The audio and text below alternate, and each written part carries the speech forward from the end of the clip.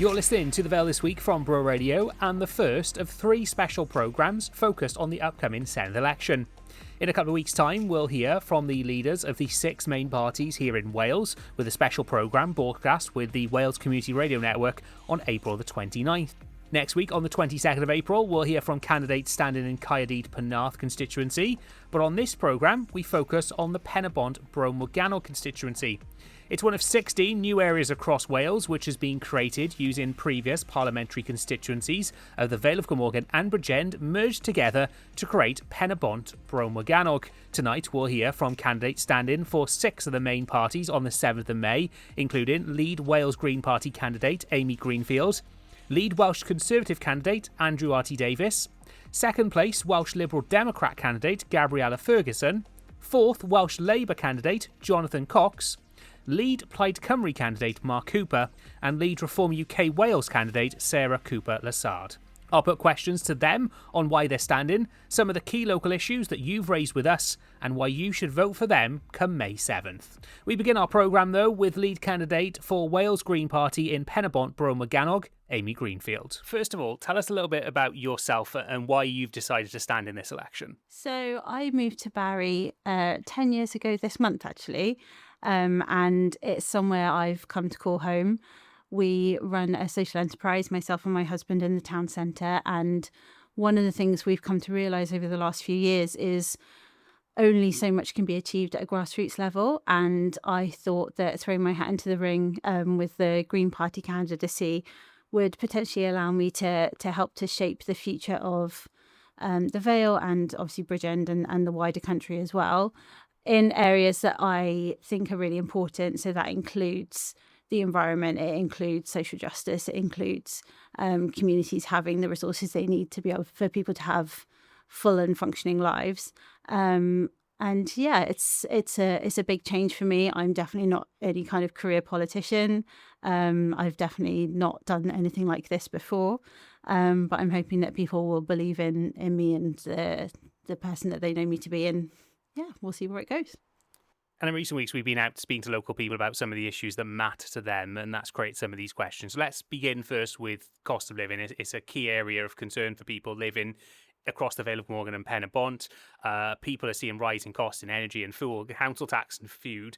How will a Green Party government, working either by itself or with others, work to fix the cost of living crisis in Wales and make sure that people feel like they've got a bit more money in their back pocket? So one of the things that people say to me when I say I'm sort of a member of the Green Party is that, you know, the environment's really important, but they can't really care about it while they can't pay their bills, and the cost of living is, you know, preventing them from being able to sort of survive on a daily basis. So I was quite impressed when I saw the first draft of the Green Party manifesto and the one that's been released now to the public, just how they're not trying to make tiny little incremental tweaks. They're not adding, you know, subsidies or little adjustments to tax codes. They're trying to make big differences that will actually affect normal people's lives. One of the policies that I think is really important is an immediate 1-year rent freeze across the whole of Wales. And for a huge amount of people who I know, that would make them feel so much better in terms of making sure that they know what their rent's going to be going forward. They've included policies around penalties that will stop landlords being able to create bidding wars on rental properties.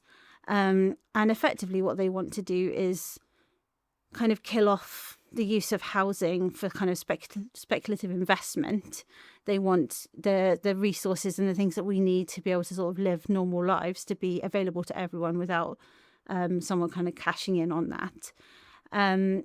There's a lot of detail in the manifesto, but the headlines that I felt were really important were, introducing rent controls and making sure that there's enough investment in social housing and house building to make sure that the kind of cost of your rent. So introducing rent controls and everyone knowing what they're going to be paying for their rent going forward is something that I think is really important, and developing a national house building scheme that will create 60,000 affordable homes all across Wales over the next 10 years, which will bring the cost of renting a property down for everybody. And you mentioned housing there. One key thing that comes up there is that waiting lists for housing, that obviously those targets need to be met, but also that concern about overdevelopment.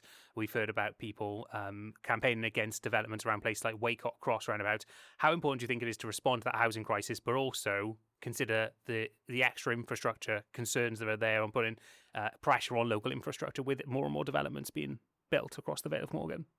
So there are several things that can be done to address that. Obviously, house building is an important part of the picture, but there are also a lot of unused properties. I know even within Barry Town Centre, for example, they could be brought back into use and would provide amazing housing within town centres to allow the town centre to thrive as well.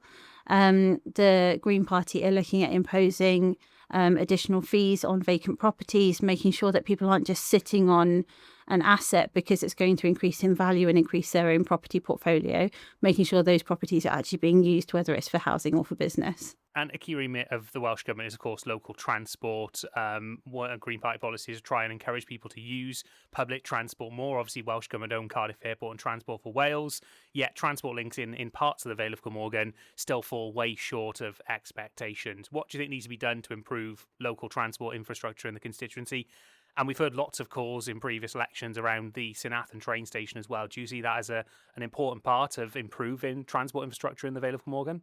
Yeah, making public transport something that people want to use, is convenient and is affordable, is really, really important. I grew up in London. I was not even a car driver until I was in my mid-30s because I didn't need to be, because the tube network and the bus network there is so efficient. I feel like in Wales we're so far behind that, and there are some really exciting policy points in the manifesto that talk about creating a £1 single bus fare, for example, for adults over 22 up to the age of 59, completely free bus travel for the under 21s. That will absolutely revolutionise bus travel for young people. And also mandating that 10% of the transport budget is actually ring-fenced for active travel, which hopefully will work towards doubling active travel journeys by 2030. Obviously, within that, you can't just, there is no magic money tree. You can't just say, oh, we're going to cap bus fares at £1 and, the money's going to come from nowhere. There's obviously a lot of compromises that you have to make when you're budgeting for these kind of things.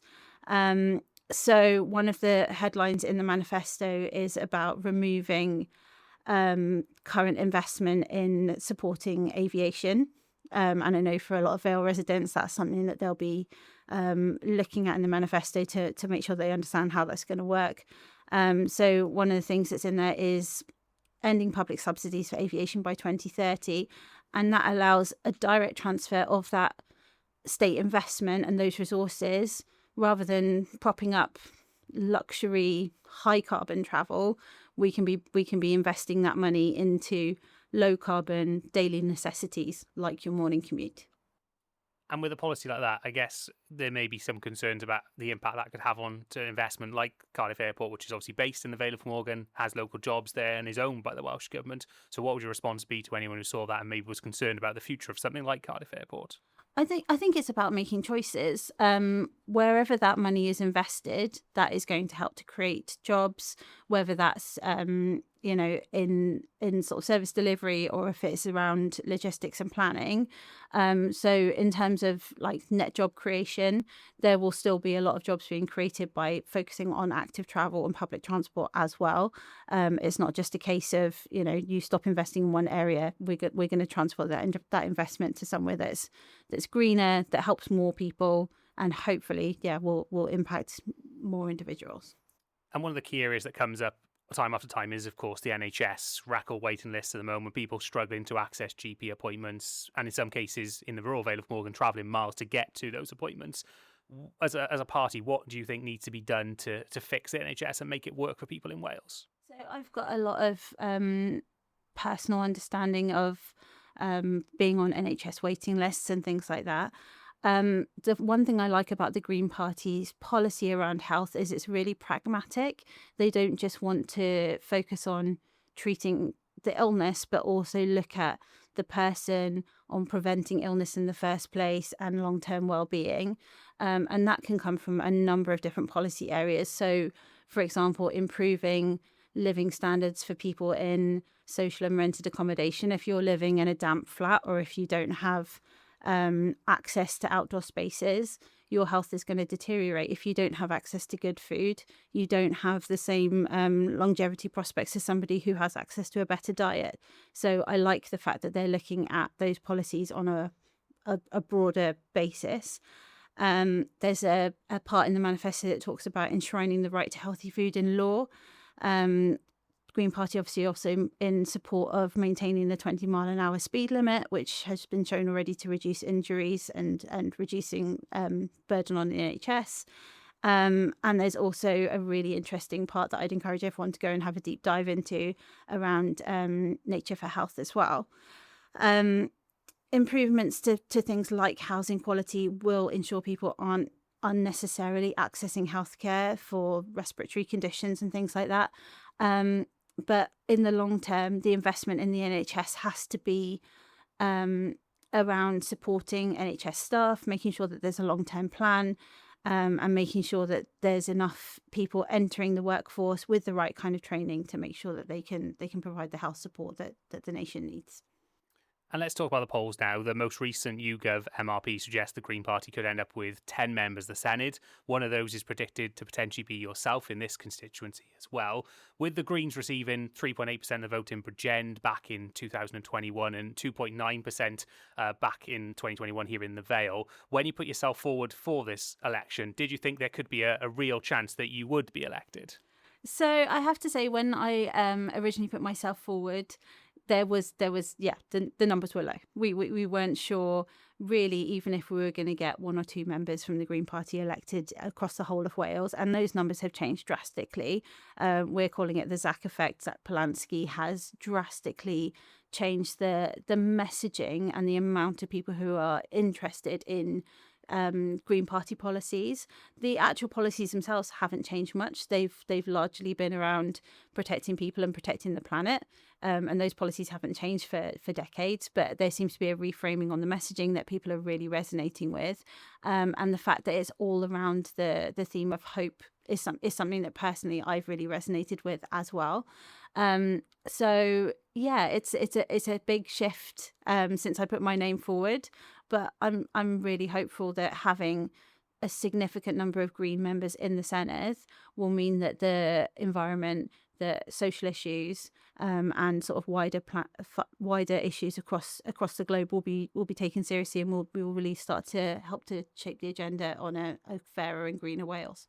And two final questions now. When it comes to the Pen-y-Bont Bro Morgannwg constituency, if you're looking to the future, what do you think are the key areas for success for this area, but also the key challenges facing the area in the years to come? There are so many opportunities in Pen-y-Bont Bro Morgannwg. We're a coastal area. There's lots of potential around coastal energy. There's so much potential around communities owning more of their assets. So whether that's around Wales as a nation taking back ownership of our water company, Dow Cymru, whether that's around communities owning more of their energy production to give us some long-term security around energy pricing. I'm really hopeful that having Green members in the Senedd will start to shift policy to around those areas. I think the big issues and something that's not going to be going away, obviously, is the cost of living. And I think some of the immediate policy suggestions that we have in the manifesto would make some real differences for people's lives, that they would feel, in the first year of the next Senedd term. But yeah, I think there's more hope now than I felt for a long time in local politics and politics for Wales as a nation, building on areas like the Wellbeing of Future Generations Act, building on lots of positives that have come out of the Senedd over the last 3 decades. There's real hope for the future, I think. And finally, in 30 seconds, why should people vote for the Green Party come May 7th? I think because the Green Party manifesto is really ambitious. There are real policies, costed policies that are here to make a more sustainable society in Wales. No incremental tweaks, not just faffing about around the edges, but real policies that will make a difference to the majority of people's lives. and also taking the environment and justice into consideration as well. That was lead candidate for Wales Green Party, Amy Greenfield.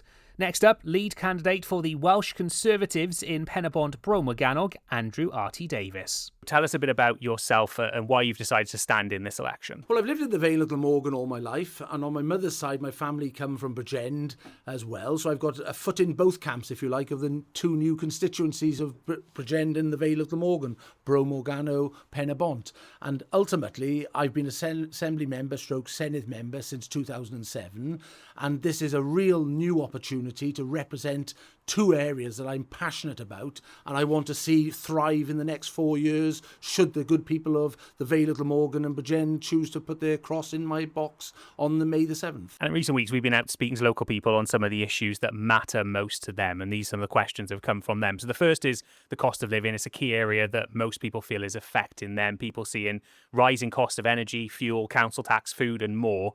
How would you say a Conservative government in the Senedd would work to fix the cost of living crisis and make sure that people feel like they've got more money in their back pockets? Well, obviously, the other thing I've been over the years, and I still am, is a partner in a farming business. And we're seeing that cost in our business as well as obviously our household budgets. And it's vital that any government is able to alleviate those cost pressures. And one of the things in our manifesto is about taking a penny off income tax, which would save the average family £450 a year. So that would be £450 a year straight back into your wallet or purse so that you can choose to spend that on what you wish to spend it on. And that ultimately is one measure we would bring forward.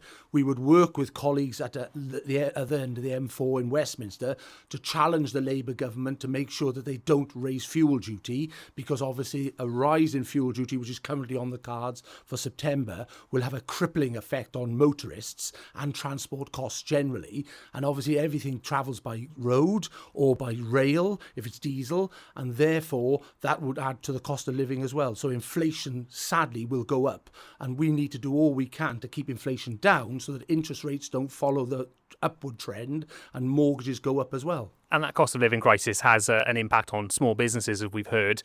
Costs for them are rising, but also people having less money means they're shopping less locally and maybe turning more to online retailers.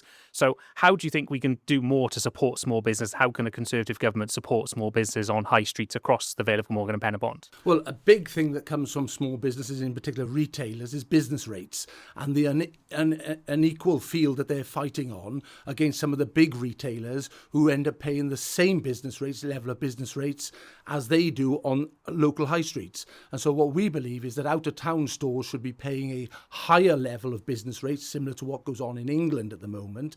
And there should be a rebate to small businesses so that they can keep that money in their bank accounts and spend it on their businesses, making them more vibrant, offering more employment opportunities, and ultimately regenerating our high streets, and in some respects repurposing our high streets so that they are residential, retail and leisure combined, so that ultimately that thriving retail experience is at the heart of our local communities, whether that be here in Barry, whether that be in Cowbridge, whether that be in Llantwit or Bridgend, Porthcawl, or any of the other towns and villages of our great constituency, so that people have confidence to invest and go and shop in those areas. Another key issue that comes up is housing. There's obviously huge waiting lists for housing in general, but also targets being set, and many are concerned about overdevelopment in areas. And ambitious house building targets have been set by the Welsh Government, putting a strain on local infrastructure. We've heard of areas like the Waycock Cross roundabout and groups against developments there. And how can you respond to the housing crisis as a government without putting more pressure on local infrastructure? Well, there's plenty of brownfield development sites that can be brought forward for development. I mean, the Waycock Cross development or proposed development is a classic case of council-imposed, Welsh Labour government-imposed targets on local communities. Anyone who uses that road realises that the infrastructure is creaking at the seams already and it can't take any more. And what we need to do is make sure that where a development is brought forward on such a scale, the local infrastructure is in place before the development starts. Access to doctors, surgeries and schools is made available before the development starts, and therefore the local community would be more receptive to that development. But we believe that brownfield sites should be brought forward in the first instance. Waycock Cross shouldn't be brought forward. It is overdeveloped in that area already, and it just should be taken out of the LDP full stop. And another measure we'd like to see as well That's brilliant, isn't it? My mobile phone going off. Another development we'd like to see in the planning landscape is making sure that permitted development rights such as England enjoys at the moment, where you have a redundant building, if that could be repurposed into a house within the confines of that building, then that should be something that the planners should welcome rather than obstruct and refuse. And that way then we'd get a lot of redundant buildings brought back into residential occupancy and ultimately alleviate some of the problems that we face. But don't forget, under Labour and Plaid in government in Cardiff, we were only building about 4,500 to 5,000 new homes a year when we know that the Welsh economy needs 12,000. A key remit for that Welsh Government is local transport. We know obviously the Welsh Government owns Cardiff Airport and Transport for Wales as well, yet transport links within the rural Vale of Glamorgan and into Bridgend still fall short. What needs to be done, do you think, to improve transport infrastructure? And where are your views when it comes to a train station in St Athan? We've got a train station in St Athan. We want a train station in, not St Athan, sorry, we've got a train station in Roos, but we haven't got a train station in St Athan. And that's something I've been campaigning on in the Senedd and holding ministers' feet to the fire, such as Ken Skates, the outgoing Transport Minister, and also the Economy Minister, Rebecca Evans, as to why they haven't put their political weight by getting a train station in St Athan. The other thing we need to make sure we get to those 2 trains an hour on the Vale of Glamorgan line between Bridgend and Cardiff and running through Barry, so that at peak times has greater capacity and would incentivise people to use the train to make sure that we alleviate some of the congestion that we've got built up on our roads. But what hasn't helped in this last Senedd term is that Labour mothballed all road building projects for a period of 2 years while they reviewed road building schemes. And that put the road building programme just completely out of kilter. And what we need to do is make sure that we put that investment, such as a new M4 relief road, because whilst that's not in the Vale of Glamorgan constituency, that would have a huge economic benefit to access larger markets and bring inward investment into the Vale. Let's now talk about the NHS. We're seeing obviously record waiting lists, people struggling to access GP appointments and in some cases travelling miles for appointments. What do you think needs to be done to fix the NHS and get it working for local people? Well, that is the biggest dilemma that any incoming government faces. Health and social care consume nearly 55% of the Welsh Government budget. So if you don't get that right, not only is there the personal agony of people on a waiting list, where nearly 1 in 4 people in Wales are on a waiting list, but there's the huge resources that get consumed by the NHS, which get diverted out of the economic development, education, and all the other aspects that the Welsh Government are responsible for. We would declare a health emergency from day one if we were to assume the role of government within the Senedd, and that would put all the resources of the Welsh Government into bringing those waiting times down so that that pressure was taken off the NHS in Wales. You do that by developing surgical and diagnostic hubs, something that when I was health spokesman back in 2020, I was calling for, along with the Royal College of Surgeons, to happen. It's only now that the other parties have caught up, and indeed the Welsh Government were actively stopping that happening in Wales to the detriment of bringing waiting times down. But also what's got to happen is that more money needs to be spent on community medicine, such as GP surgeries and pharmacists, so that you take pressure off the acute sector and people get their appointments when they need them in their community setting, rather than get diverted into the hospital, which should only be for acute issues. And the final part of the jigsaw is investing in social care and remodelling social care, because we know many people are stuck in hospital because they can't step down from hospital treatment to their own homes because there's that gap in social care. I would like to see a greater working relationship between the social care sector and the health service, so that there isn't this constant fighting over money and patients are stuck in the middle. Let's talk about the polls now. The most recent YouGov poll in late March suggests that there'll be only one Conservative in the Senedd come May 8th. What's your reaction to the polls? And do you think the growth of parties like Reform UK is splitting the vote on the right side of things? What I'm seeing when we're out and about, and we go out 3 times a day, 6 days a week, and on the 7th we rest, as a lot of people do, to take breath and take stock of where we're at, is that people are voting for the Welsh Conservatives. They like the message about fixing Wales because they understand that there are real problems in health, education and the economy. And the manifesto that we were first to launch in this campaign has gone down very well. So I do take polls with a pinch of salt. I'm standing on my own personal record of 19 years worth of service as a regional member, which has included the Vale Vale of Glamorgan. This time round, obviously, it has Bridgend and the Vale of Glamorgan under the new voting system. We firmly object to the fact that there are going to be 36 more politicians, and that is going down very well on the doorstep, that telling people we're the only party that voted against those proposals that will cost residents £120 million over the next Senedd term. And if they want to scrap that policy, then they need to stick with the Welsh Conservatives and vote Welsh Conservative so that we can put a motion before the Senedd to see if we can get that back to scrap the 36 extra politicians and put that money into more teachers, doctors and nurses. So 2 final questions now. When it comes to Pen-y-Bont Bro Morgannwg as constituency, looking to the future, what do you think are some of the key areas for success and the key challenges facing the areas in the years to come? 3 things, really. One, you can't get away from the health emergency that we're facing because so many people are on a waiting list and so much money of the Welsh Government's budget is being absorbed into health by emergency interventions because the health boards are going massively over budget. Don't forget the Heath Hospital, which serves as the general hospital for large parts of the Vale of Glamorgan area, found pigeons in their operating theatres. And we've only recently got the Princess of Wales Hospital, which is the general hospital in Bridgend, back online after the roof caved in there. And the report into that said that there were warning signs of that going to happen. And obviously people didn't act in time and vast areas of the hospital became unusable. And so that put pressure on waiting times. Secondly, the economy, to make sure that we bring the cost of living down so that people keep more of their own money.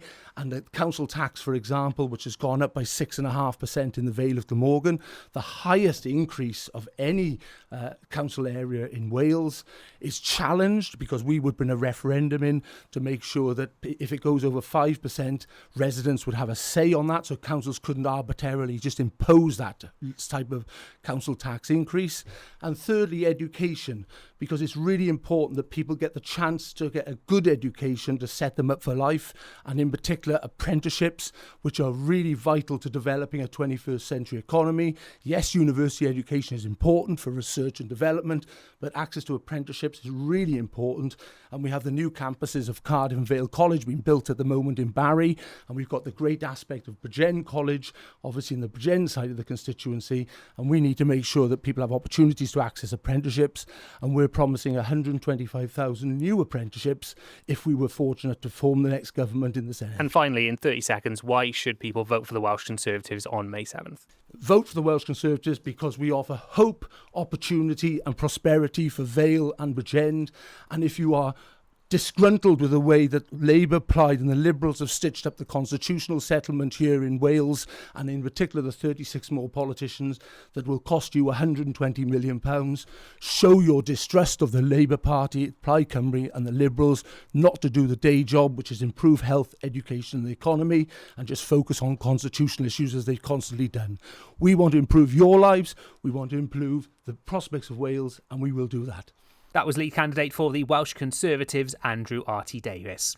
Next up, second list candidate for Welsh Liberal Democrats, Gabriella Ferguson. Tell us a bit about yourself and why you've decided to stand in this election. Thank you, and hello, Nathan. Thank you for the opportunity you have given me to have a chat this evening and introduce myself.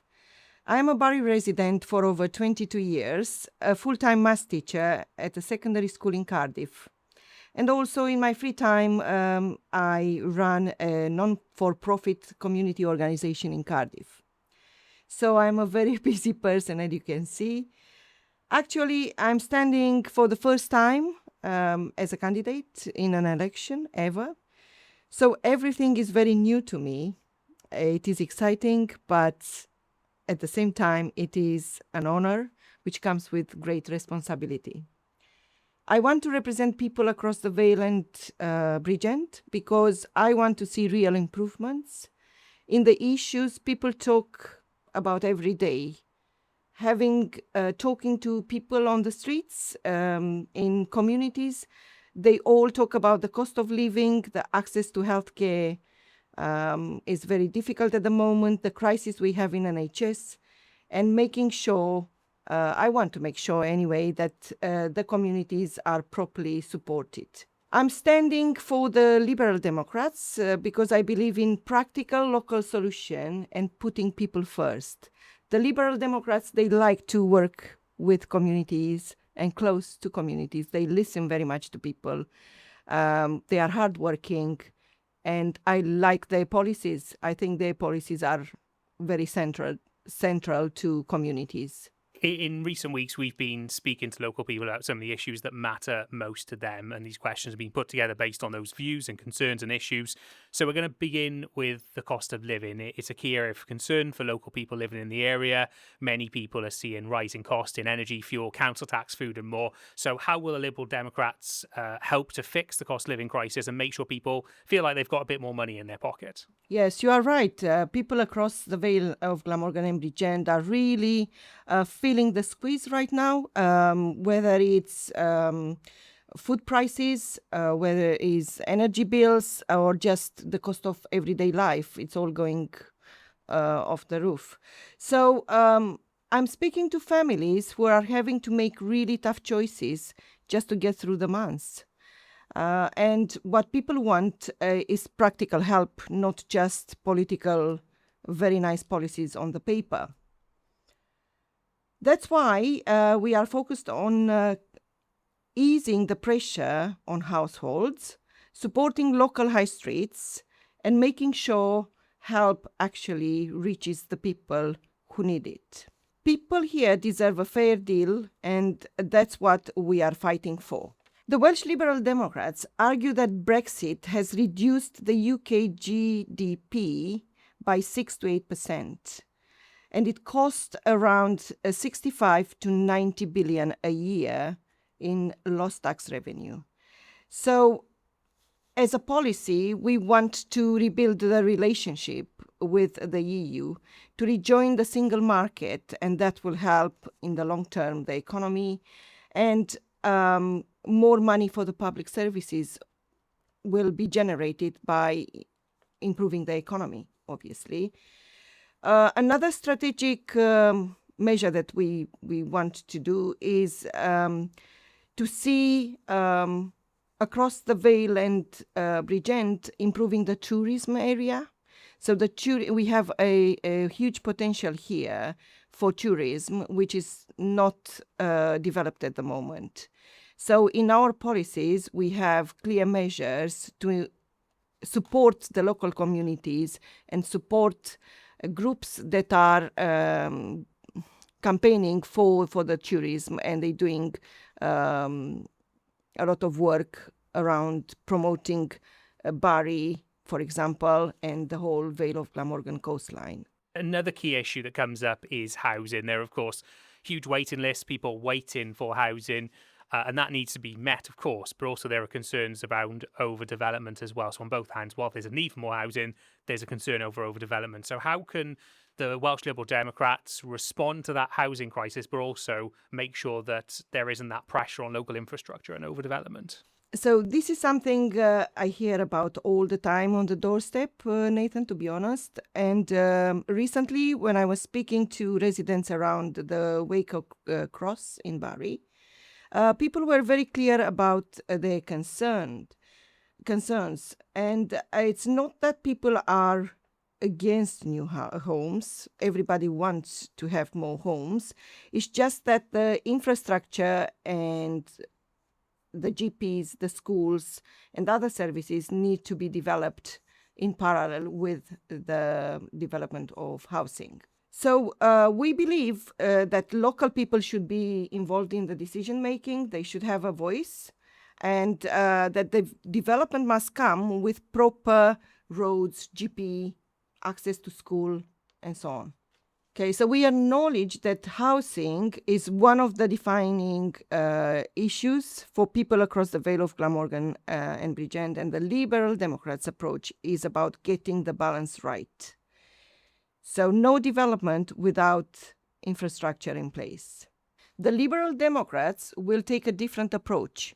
We would prioritize social and affordable housing, give local communities a real say in planning, and make sure infrastructure comes first, not as an afterthought. And a key remit for the Welsh Government, of course, is transport. The Welsh Government own Cardiff Airport and Transport for Wales. Yet here in the Vale of Glamorgan, particularly the rural area, transport in some areas still falls short. So what needs to be done to improve local transport infrastructure in the constituency? And then what are your views on calls for improved train infrastructure, particularly the idea of a train station around Senedd?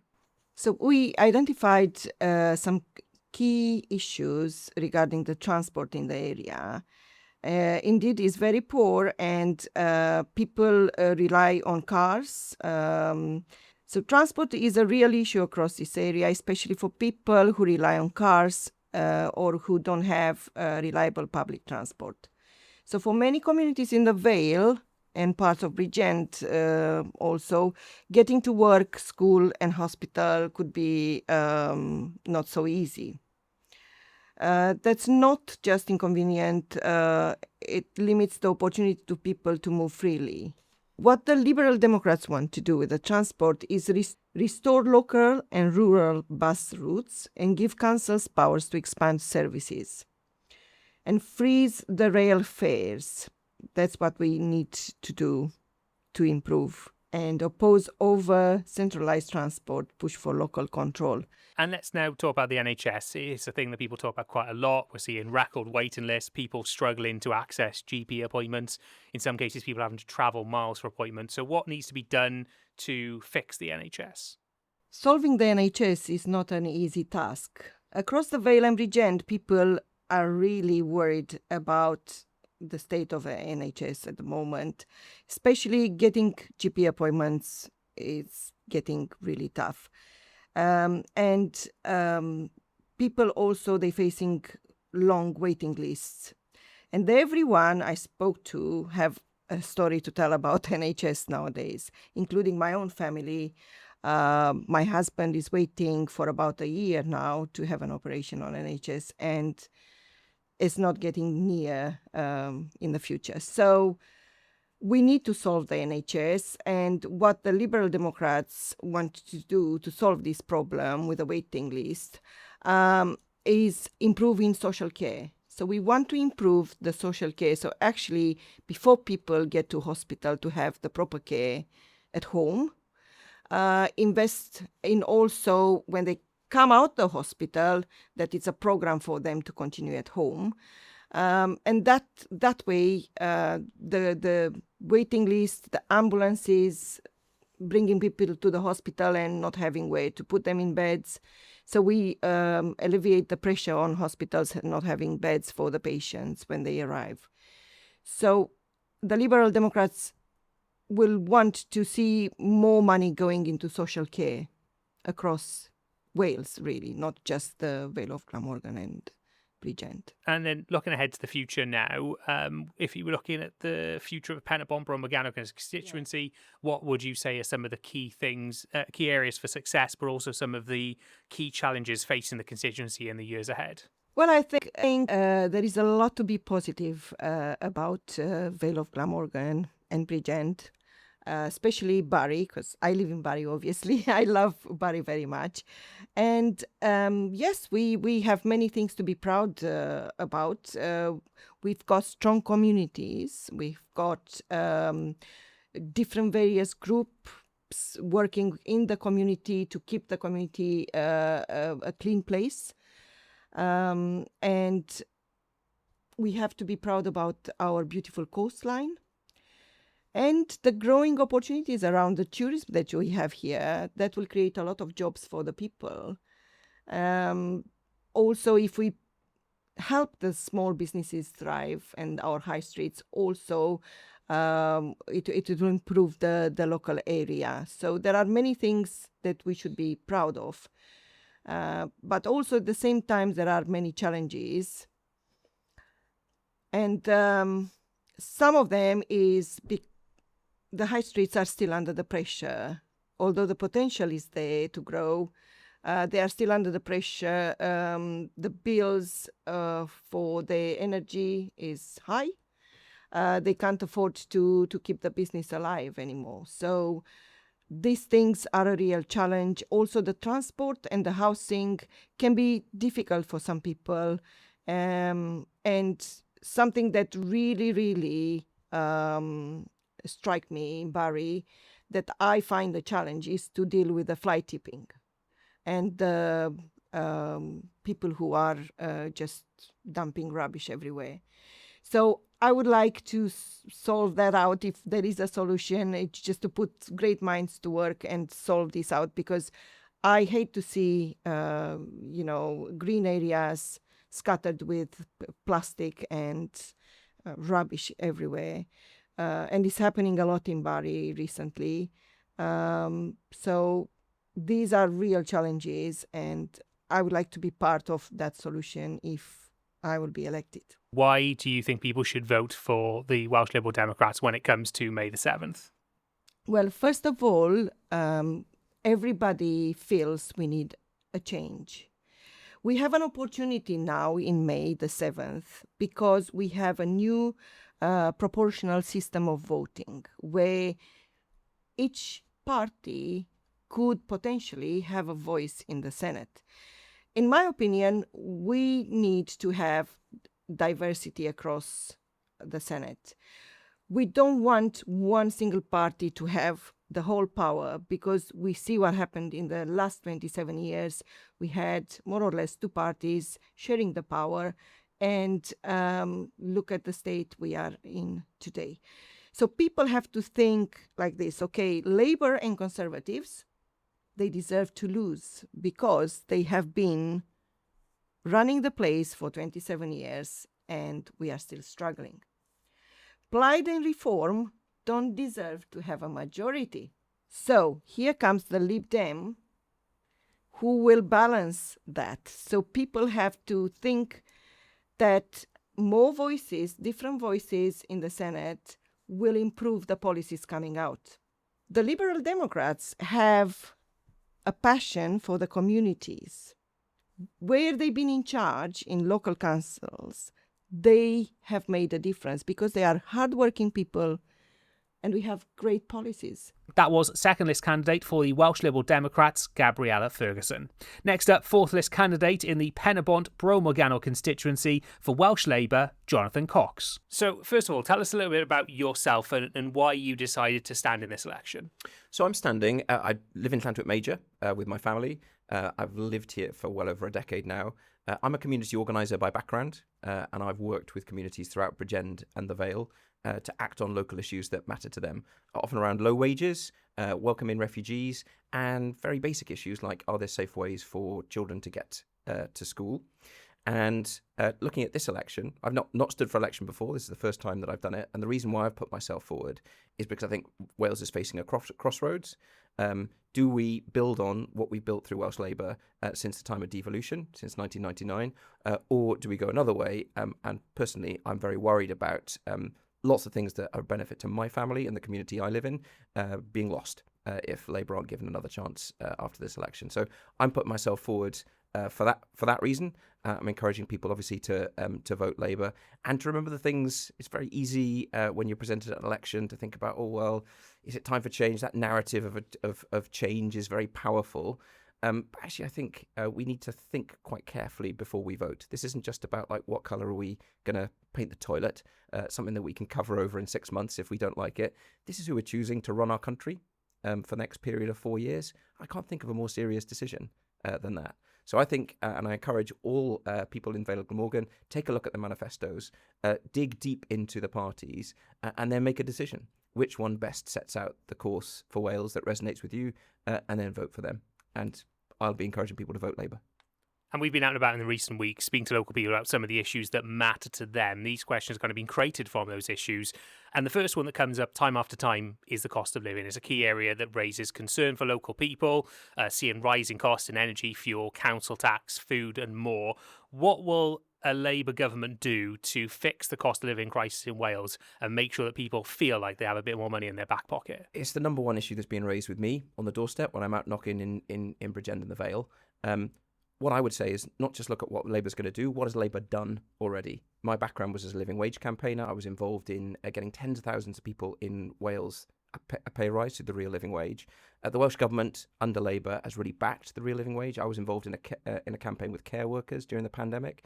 These are people going out day after day, putting their lives on the line. There'll be lots of care workers probably listening to your programme now throughout Bridgend and the Vale who are being paid the minimum wage. When you pay someone the minimum wage, you're essentially saying, I'd love to pay you less if only I could get away with it.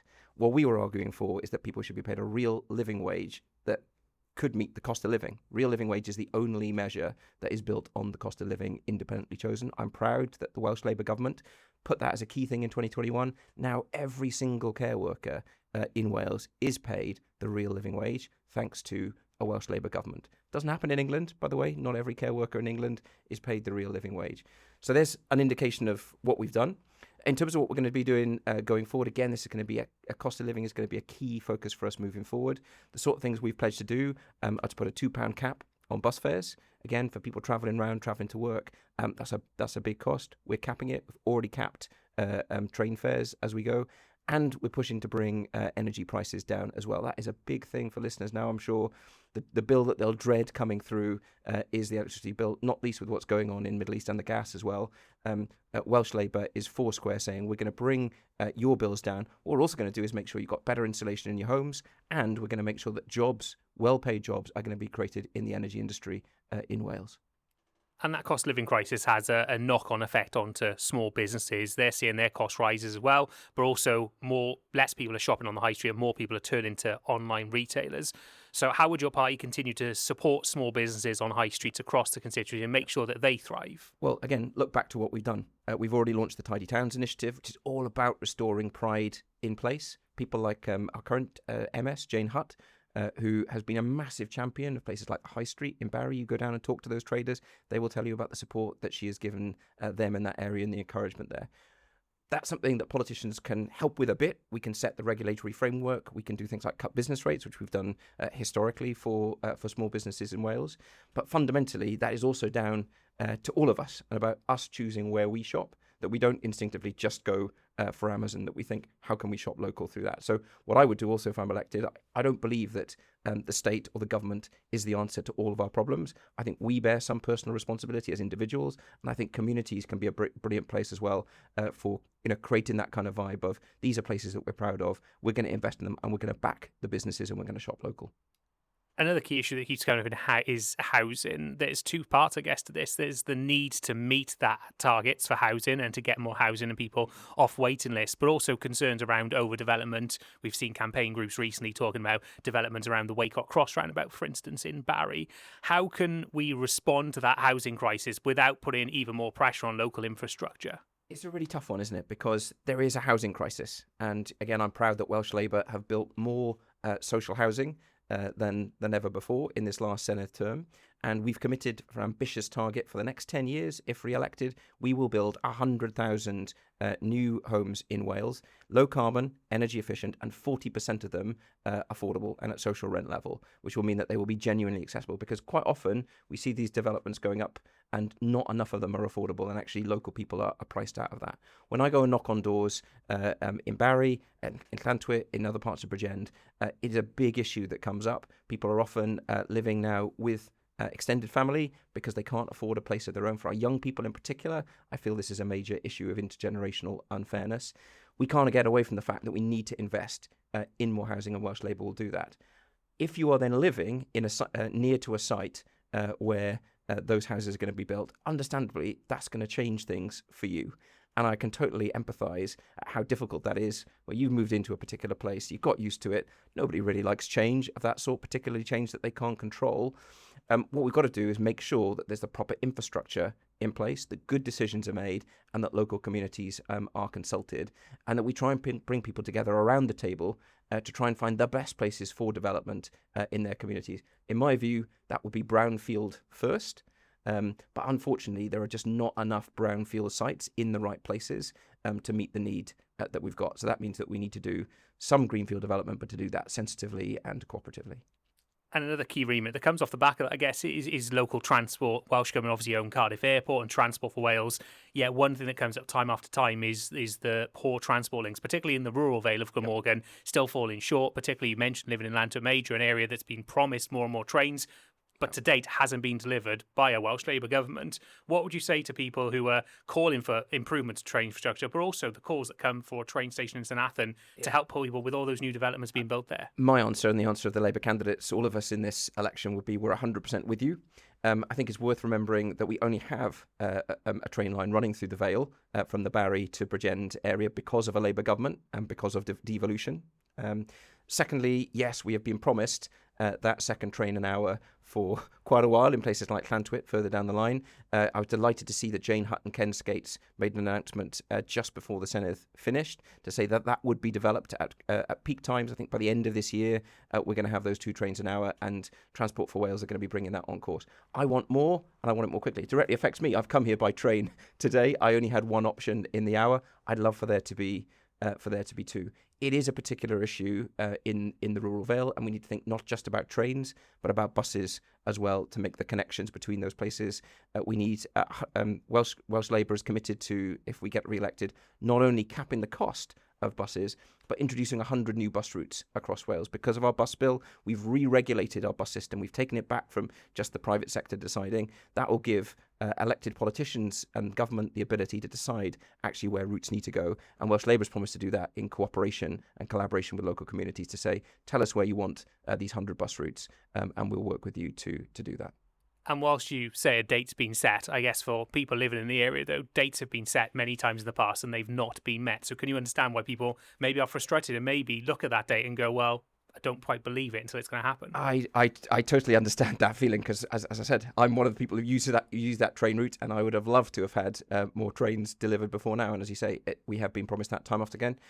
Also with the St Athan station, where time after time we've had UK Westminster governments and the Conservatives promise that and then not deliver. My understanding, and I can provide more information afterwards if it's helpful for listeners, is that there is going to be a study into the St Athan station that has now been agreed. I can send you through the information from Ken Skates, who's the Transport Minister, or will be up until the election anyway. But yeah, the job of citizens is to hold politicians' feet to the fire, and if I'm elected, I'll be very open to constituents coming after me and saying, well, where's that second train an hour that was committed to, and I'll be on their side fighting for it too. And that's the job of a good Senedd member. And one of the other key issues that comes up time after time is the NHS. There's record waiting lists, people struggling to access GP appointments, and in some cases, people travelling miles for appointments. What needs to be done to fix the NHS and make sure it works for local people? Yeah, it's a real issue, right? Because people's experience of the NHS is really, really mixed. On the one hand, I was just chatting to someone the other day. He had a cancer scare. He went to the GP, got an appointment easily.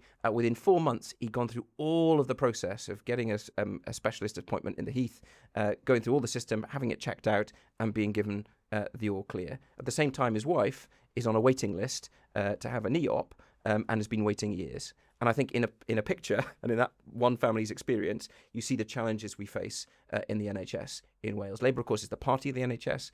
We invented it. I called my son Nye after Nye Bevan, who founded the NHS. That gives an indication of how important I think it is. We need to invest in it more. Labour is committed to £4 billion of extra investment in the NHS. We already provide more investment in the NHS in Wales than other governments do at a UK level. I think of particular interest to people in this neck of the woods is the investment that's going to go in the Heath Hospital. I took my son into the Heath last year to be seen. It was wet. We had to dodge buckets of water as rain was dripping through the ceiling. That is not right in the 21st century NHS, which is why I'm proud that Welsh Labour is committed to a rebuild of the Heath Hospital. In terms of those rural issues, I think we've got a fantastic health centre now in Cowbridge. I'm from Llantwit. I want to see a similar thing there, and I'll be pushing for a better health provision in Llantwit. Llantwit and St Athan are two fast-growing parts of the Vale that don't have all of the infrastructure sometimes that other parts of the Vale have, and I'll be pushing to make sure that that's redressed. And when we've been out speaking to local people about their voting intentions, many people feel that with Labour running the Welsh Government for 27 years, it hasn't delivered for the people of Wales. What would you say to those people who are maybe turning their back on the party and considering others like Plaid, Green or even Reform? Yeah, I'd say I totally understand that as a human emotion. When you've got used to something for a long period of time, sometimes the grass always does look greener on the other side. If you think about, sometimes you sit in your house and you think, and you're watching something fancy on telly, someone's got a nice, I wish my house was better than them. Then you look into the reality of it. You reflect actually on what your house has given you and the happy memories you've had there and the good things it provides, which often you overlook after you get used to it for a period of time. And then you look in detail at what the possible other options are, and you see that actually they're either going to cost you a lot more money or they're flimsy or you can't be taken in by the brochure. So what I would say is take this seriously. This isn't about deciding a colour to paint your toilet. It is deciding about who runs Wales. And for that, you need to look at the track record of each political party. In Wales, the reason why Labour have been in power for this period of time is not because we made it so. It's because the people of Wales trusted us and invested their votes in doing it. That's the nature of democracy. And there was a reason for that. It's because we're historically and currently connected to the people of Wales in a very, very deep way and will continue to do so. And then the final thing I'll say is Labour's delivered for my family. I'm very directly benefiting from free prescriptions. My family are benefiting from the investment in education. Both my kids are in school in the Vale of Glamorgan, having fantastic experiences in newly built schools with investment that's coming from Welsh Labour. There are lots and lots of different things. Check out our manifesto online. It has a whole list of things that Welsh Labour has delivered for Wales. Of course, once these things are agreed, you move on and you ask for the next thing. But I think it's important when you're deciding to cast your vote, don't just go with whoever you think has got the flashiest push. Look at their track record and ask what's the future direction they're going to set for Wales. And two final questions. When it comes to Pen-y-Bont Bro Morgannwg as a constituency, look into the future. What do you think are some of the key areas for success for the constituency, but also some of the key challenges facing the areas in the year to come? I think it's got to be about jobs and it's got to be about fairness. That's the fulcrum of Labour's manifesto. In this new chapter, as we move forward, we've got to make sure that for our young people growing up, that there are fantastic job opportunities. We're committed to creating 100,000 apprenticeships across Wales, particularly in those new growth sectors. We need to equip young people to be able to get these brilliant jobs that help them support their families and stay in Wales and have brilliant, fulfilling jobs. But we also need to help those people who maybe not that young, maybe mid-career, and whose jobs are changing. Maybe because of the changing kind of global situation or because of things like AI. One of the things that Labour's committed is a lifelong retraining guarantee, so that if you get to a point where actually the job you're in kind of comes to an end, you will be equipped and supported to find a job in the new generation of jobs that comes through. And I think in a place like Bridgend and the Vale, jobs is going to be front and centre. And that, of course, directly connects to cost of living. It can't be any jobs. It's got to be jobs that pay at least the real living wage, which is also why I'm proud to see that the next Welsh Government, if Labour are re-elected, has committed that public sector providers will not be allowed to pay poverty wages anymore. Every public sector job will have to pay at least the real living wage. So I think there's two examples of both priorities and something that Welsh Labour will do. And finally, in 30 seconds, why should people vote for Welsh Labour come May 7th? Vote Labour for fairness that you can feel. Welsh Labour because we're the party of the NHS that has delivered for Wales for 27 years and will continue. But this is a new chapter, a new First Minister who wasn't elected last time round. We've had some change through there. Nilyn Morgan bringing a freshness and a challenge to Westminster. And an exciting and radical manifesto for this new chapter, which is going to be about the cost of living, it's going to be about jobs, and it's going to be about investing in the NHS. And fundamentally, I think that's what people in the Vale and Bridgend really want. They don't want the divisiveness of reform. I think they're a bit sceptical about the constitutional obsession of Plaid Cymru. And if that's you, then you should vote Labour on May the 7th. Brilliant. Jonathan Cox, fourth list candidate for Welsh Labour in the Pen-y-Bont Bro Morgannwg constituency. Thank you for joining us.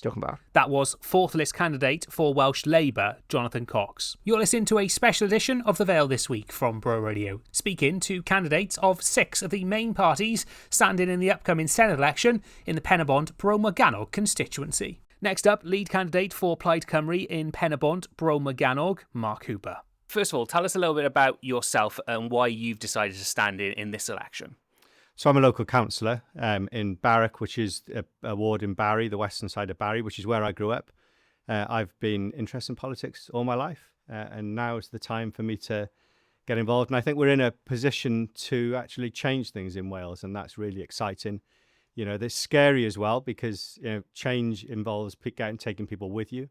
But I think the people of Barry, Bridgend, and the rest of Vale of Glamorgan and Bridgend really need to see change because things aren't working at the moment. And in recent weeks, we've been out and about speaking to local people on the streets about issues that matter to them. So some of these questions are covering off some of those issues. And one of the key ones that comes up is the cost of living crisis. It's a key area of concern for local people with rising costs of energy, council tax, food and more. When it comes to a Plaid Cymru government, what would you do to work to fix the cost of living crisis and make sure that people feel like they have a bit more money in their back pocket? Do you know, this is central, Nath, to everything that's going on in the whole of the world. And it's not just a crisis that's in Wales. It's not just a crisis in the UK, it's a crisis across Western Europe. And I think some of the things that we can do here in Wales to solve things are things like making sure that people, when they've got young families, can actually afford childcare. So childcare in Wales is the most expensive in the UK.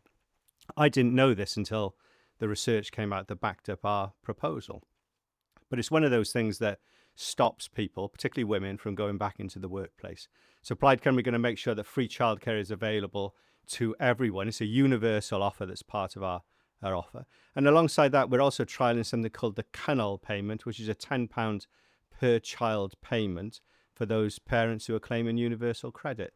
And these things actually make a direct difference to those people who are most in need. And the biggest thing, and the reason for it focused on children, is that 30% of our children in Wales, and the same is true across the Vale and Bridgend, grow up in poverty.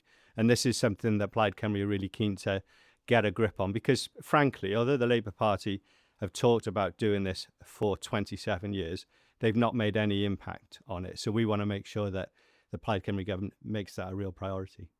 And the cost of living crisis has lots of knock-on effects, more so as well to small businesses and high streets across the constituency. There are lots of great shopping areas, but people are seeing footfall on high streets decline, people spending less money in local shops, and more people turn into online retailers instead, which is a key worry for a lot of small businesses. How would your party support small business on high street and make sure they continue to thrive? So at the moment, I think most small businesses aren't thriving. So when we talk, say about, I think it's really tough. I've run my own business. I know what it's like and how hard it is to do it. I think the critical thing is making sure we differentiate between those businesses that contribute to society, like the small businesses that you're talking about, and those that don't. So at the moment, we've got the Amazons of this world who are wholly extractive. So we make sure if they're in our communities, they're paying a higher cost to do business. And those people who are running small businesses in our high streets paying a lower cost. And the main way we'll do that is through lowering business rates for those people who are running those businesses. But the other thing, I think this is a complete change for what Welsh Labour are doing. We're going to have a situation where we're more interested in listening to those people who are running those small businesses. So we're going to set up a national development agency. Previously, the old WDA used to be focused on big companies coming in. The national development agency that we're setting up will be as focused on those small businesses. So it'll be run for and with small businesses instead of being outside them, because I think we all recognise that small businesses are the lifeblood of all our communities. Another key issue that comes up is housing. There are two sides to this, I guess. There's long waiting lists where people need extra housing, but also the concern that overdevelopment and ambitious house building targets are also putting a strain on struggling infrastructure in areas like the Waycott Cross area, for instance, with campaign groups currently out battling against overdevelopment. How do you respond to an issue where there's a housing crisis like that, but also a concern that overdevelopment is going to put even more pressure on local infrastructure? So this is a really important issue. It's a really important issue in the Vale. As a Vale councillor, we tried to stop the Waycott Cross development. Ultimately, both the Conservative and Reform councillors, for the ward included, couldn't even be bothered to turn up for the vote when we made the decision we could have taken Waycott Cross out of the development plan. They weren't even there. So let's start. This is, we're in a political period at the moment, and we've got to recognise that sometimes people talk a good talk, but when it comes to being in the room and making decisions, they don't turn up. The second thing is, and I think this is probably critical to this, is we need development, but we need the right development in the right places. We've been told consistently that the need for housing in the Vale and Bridgend is increasingly on smaller households. So it's single-person households and two-person households. And yet we're building lots of executive homes. So a lot of this is about making sure we build probably some denser development. I've been very supportive of a development in my own ward that's going to go up, of social housing that's going to be in a flat development just by the Asda development. So things like that show that we're really consistent in our approach, making sure that actually the development is appropriate. I also, on a broader Wales-wide perspective, we need to build more council houses and social houses, and they need to be built in a way that makes it really cheap for people to operate them. So, at the moment, our housing stock in Wales is the oldest housing stock in the UK. So it's really difficult to heat them in the cold, and it's really difficult to keep them insulated. So we need to go and build new that makes the costs of running those houses much cheaper than it is before. And a key remit for the Welsh Government is local transport. Of course, the Welsh Government own Cardiff Airport and Transport Wales as well. However, transport links in areas like the rural Vale of Glamorgan are still falling short. We hear lots of people talk about the need to improve local transport infrastructure in the constituency. So what's your view on public transport, but also continued calls for things like a train station in Senedd? So when politicians of other parties consistently say at election time that there's going to be a train station in St Athan, I don't believe that what they're saying is the truth. So we've got to make sure that when they're saying these things, that people challenge them, say, but you said this before and nothing happened. I think Labour is suggesting there's going to be a proposal to look into it again. We've had enough of these proposals. Clearly, with the amount of development in St Athan, there needs to be a train station, but you need people to have the plans to do it. We also need, therefore, to think, how do you fund these things? And we all know about the HS2 funding debacle, whereby the UK Westminster government has said that that's just England and Wales funding, where not 1 inch of track rests in Wales. That's £4 billion extra funding that we can put into our transport infrastructure in Wales. For me, this isn't all about rail. This is about improving bus services. I was in St Athan recently, and I stood at the bus stop there, and it said the next bus will arrive in 97 minutes. There was a woman waiting for that bus because she needed to get into Barry. 97 minutes is a long time. And these things just aren't appropriate. So it's not just buses are really important, as well as making sure that we have trains that work. When it comes to buses, Barry's got a rich history. Anyone who's gone down to the bus museum will see buslers, which were the links between the bigger bus services. So those are the sorts of things that could work in a new transport infrastructure. But we need Westminster to cough up that £4 billion. And let's quickly talk about the NHS. We're seeing record waiting lists, people struggling to access GP appointments locally. In some cases, you mentioned there the people travelling long distance for appointments and relying on public transport. What needs to be done to fix the NHS? I know that's a big question. Big question, and I'll try and be really quick. One of the things we've already touched on is housing.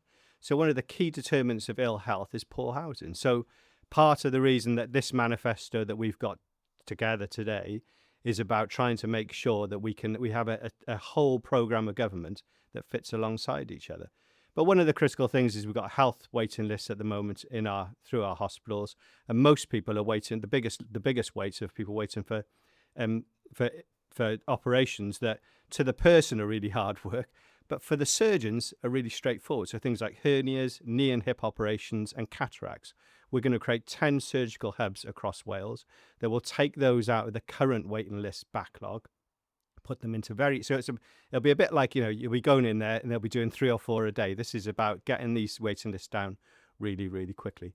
In the longer term, we need to really change the way that the health service works and move away from secondary care, which is really expensive, hospital care. When you're a hospital patient, you cost a fortune.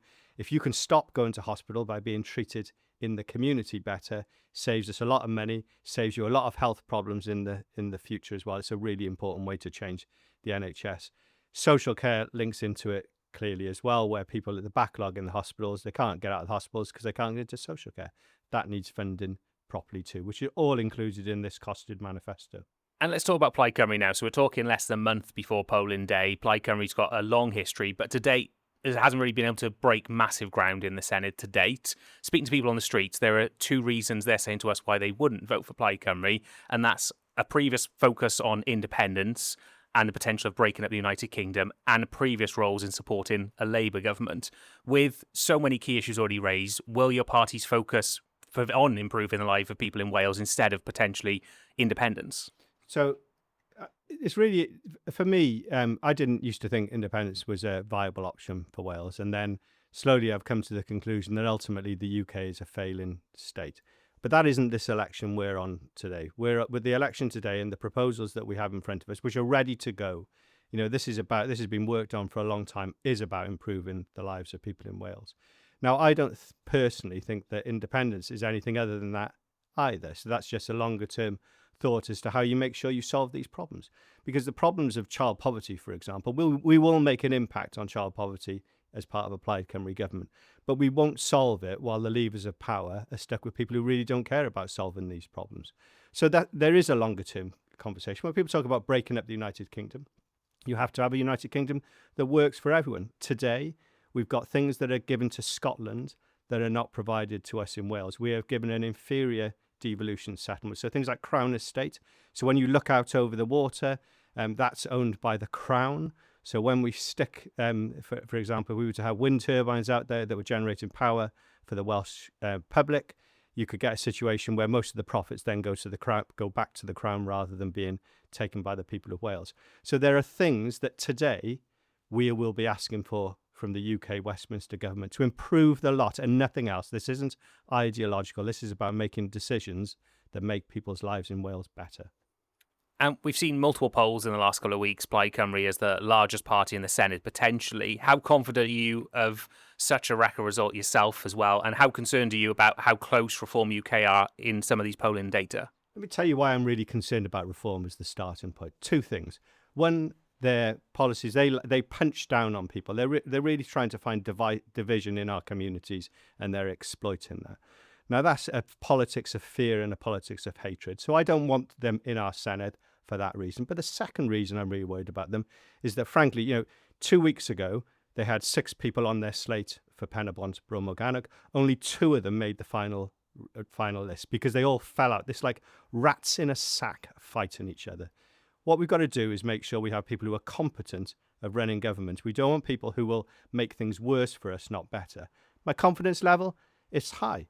We're knocking on doors and we're able to speak to people about a positive vision. They like seeing a positive vision, but they're also really scared of having a government that doesn't match their priorities. And it's just a launch pad, as Farage sees it, for Westminster. He and his party don't give a hoot for Wales, don't give a hoot for Barry and Bridgend, and therefore they need to be defeated in this election. And finally, in 30 seconds, why should people vote for your party come May 7th? So this is really straightforward. If you want a vision for Wales which is different than we've had for the past 27 years of decline, and somewhere with a positive vision, vote for Plaid Cymru. If you want a party that will beat reform in this election, vote for Plaid Cymru. That was lead candidate for Plaid Cymru, Mark Hooper. To conclude our interviews this evening, lead candidate for Reform UK Wales in Pen-y-Bont Bro Morgannwg, Sarah Cooper-Lassard. So first of all, tell us a little bit about yourself and why you decided to stand in this election. So why I decided to stand, I grew up in care till I was 7 in the Welsh Valleys. I grew up in Newport, and for me that was a very transformative part of my life. And coming back to represent my country, I view myself as a return candidate, and that's why I feel that's why I want to stand in this election. And in recent weeks, we've been out and about speaking to local people on some issues which have put together some of these questions. And people across the constituency are seeing the cost of living really affecting them. Costs of energy, fuel, council tax, things like that are going up. How does Reform UK, your party, hope to fix the cost of living crisis and make sure that people in the constituency feel like they've got a bit more money in their back pocket? I completely get that. We are faced with huge geopolitical shocks, such as the energy crisis with the Iran war. And these are real issues that people are feeling the pinch in their pockets. I mean, the main one is council tax. I think we have seen a massive rise in council tax in the local area. And how Reform would tackle this is they would pass, if there was a council tax increase that was higher than 4.99%, there would be a referendum and people would be able to have their say on whether they would want that council tax to increase. And that's really important because we have seen council tax go up and up and up and up around the country, and people really feel that in their pockets, and that's one of the main things. I think also there's other knock-on effects. People increasingly feel that they can't have those little luxuries such as going out and having a pint in their pub, and then that's if their pub even exists. I mean, there's one pub a day closing permanently in Wales, which is absolutely shocking. So what Reform would do is look at those business rates and introduce a hospitality relief there, which would allow businesses to thrive and bring those prices down. And you mentioned their businesses, obviously that cost of living crisis has a knock-on impact on businesses. We're hearing from businesses on high street struggling with the rising costs themselves, but also that decline in footfall where people maybe turning to online retailers instead. So how would your party support those small businesses to make sure those high streets continue to thrive? I completely see that, and we see that across the country, but especially here in places like Barry. I think introducing a permanent lower tax multiplier for hospitality to ensure that Welsh pubs are not taxed more heavily than in England. So let me put this: why should a pub in Barry pay more than a pub in Bristol? It's absolutely absurd when it's just over the border. And when we look at the Conservatives talk about bringing in these pilots to try and bring down business rates. But have they done that? They haven't done that over the last 25 years. They voted with Labour again and again and again on many different issues. And this is the dividing line between Reform and the Conservatives. We are providing a fresh response to these really, really pressing problems that people really, really feel here. Another key issue is housing in two sides, I guess. Really, there's the need for more housing for people to live in, but also concerns around overdevelopment, where people feel like new developments are being built and it's putting pressure on infrastructure. So how can, in one hand, we respond to that housing crisis, the need for more housing, but also protect local people and feel like there isn't that extra pressure on local infrastructure? No, I completely agree, and I think empowering local people is incredibly important and allowing them to give their say. And I think we have seen this a lot, but also just going back to that pressure on housing, I think people are really feeling that, and people are feeling that they've lived in Bridgend and Barry for all of their lives, but yet they're not prioritised for council housing. And people who have lived locally in Wales should be first on the list for council houses. And I feel that specifically as a care leaver, let's put it that way. I have friends who've been in the care system till they're 18, but yet they still don't feel that they're prioritised for council housing. And going back to that, Reform would look at the nation of sanctuary and actually say that Welsh people come first when prioritising council housing. And that's really, really important to me as someone that has gone through the care system and has felt that children in very vulnerable situations, when they reach 18, are not being given the support that they deserve. Another key remit for the Welsh Government is, of course, local transport, which comes off the back of that, I guess. The Welsh Government own Cardiff Airport. Transport for Wales is Welsh Government as well.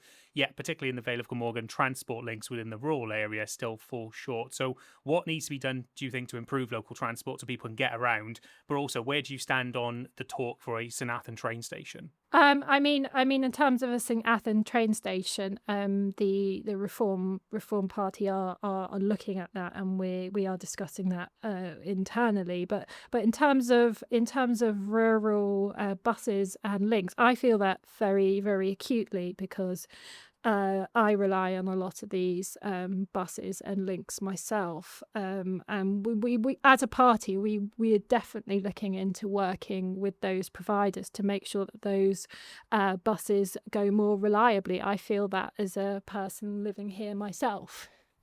And let's talk about the NHS. We're seeing record waiting lists, people struggling to access GP appointments, in some cases travelling huge distances for appointments. What needs to be done, do you think, to fix the NHS and make it work for people in the constituency? I think the main one is obviously Barry Hospital. I mean, we have seen absolutely shocking incidents in Barry Hospital, such as blood dripping from the ceiling and the cleanliness absolutely not there. I mean, Reform's position and policy on this is that we would hold those people accountable who are making the decisions, chief executives. We would allow, we would anyone who is not performing, we would hold them to account, and we would remove them from their roles if they are not giving the performance that people absolutely deserve in this constituency. And so in this constituency for the Reform candidates so far, we've seen a lot of changes in the list. Obviously, you mentioned yourself as being a returning candidate, and we've obviously seen the article on nation.com that says about the list not coming from the area. So when it comes to people voting for you, how can they trust you as an individual to understand the local community if you're not from the area and don't understand the community?